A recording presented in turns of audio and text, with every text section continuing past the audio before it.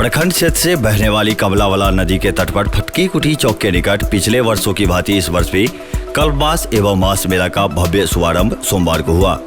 जिला परिषद अध्यक्ष बिंदु गुलाब यादव ने फीता काटकर मेले का उद्घाटन किया। वहीं संतों और महंतों द्वारा ध्वजारोहण कर धार्मिक आयोजन का शुभारंभ किया गया।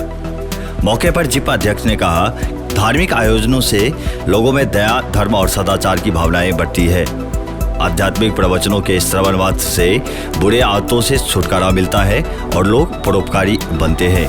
कार्तिक महीने में नदी के पवित्र जल में प्रातः काल स्नान करने से तन और मन की शुद्धता के साथ विभिन्न प्रकार की बीमारियों से भी छुटकारा मिलता है।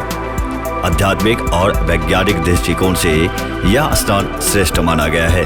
आयोजक महंत रामप्रिय दास महाराज ने कहा कि आश्विन मास के पूर्णिमा की अगले सुबह से प्रारंभ होने वाला यह कल्पवास मेला कार्तिक पूर्णिमा तक चलेगा। इस अवधि में भगवत भजन, कीर्तन और आध्यात्मिक प्रवचनों का आयोजन किया गया है।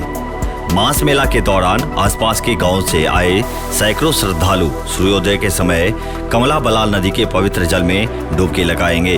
वहीं दर्जनों श्रद्धालुओं और संतों द्वारा कमला नदी के तट पर झोपड़ी बनाकर ईश्वर की भक्ति की जाएगी। इस तरह के धार्मिक आयोजन से आसपास का वातावरण भक्तिमय हो उठा है। उद्घाटन के मौके पर विनोद कुमार महतो, शंकर प्रसाद, असरफी महतो, शिव नारायण राउत, विनोद यादव, रमाकांत महतो, सुरेंद्र कुमार सिंह, रामविलास सदाई सहित अन्य दर्जनों लोग उपस्थित थे। क्षेत्र भर के और भी ताजा अपडेट के लिए मिथिला 24/7 चैनल को सब्सक्राइब करना न भूलें। धन्यवाद।